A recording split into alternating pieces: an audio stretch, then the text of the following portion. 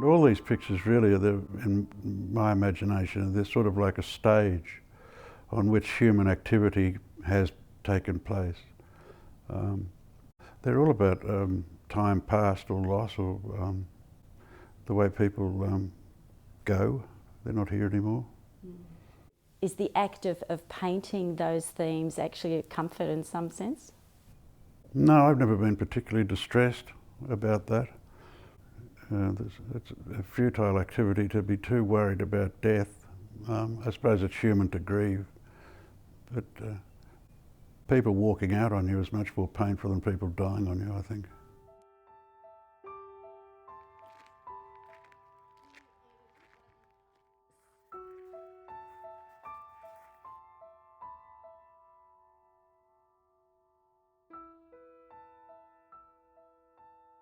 So this great work is going to Sydney Contemporary in a few weeks. It reminds me a bit of the histrionic wayfarer in that the horse is laden with those objects. Is it a similar sort of idea? Yeah, it's got exactly the same connotations for the horse carrying all this ludicrous baggage as, of course, the absurd amount of rubbish that's on the back of the wayfarer. So they're really about futility, essentially, and exhaustion and stupidity, of course. A lot of these things, I'm more interested in the detritus that human beings leave than being very interested in the person themselves. This particular picture's probably a self-portrait in a sense.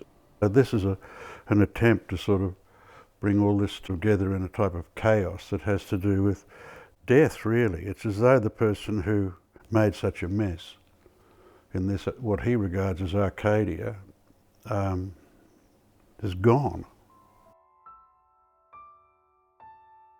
It's like clothing, and how emotive clothing is, and how clothing can bring to mind the person very quickly. People are very affected by that.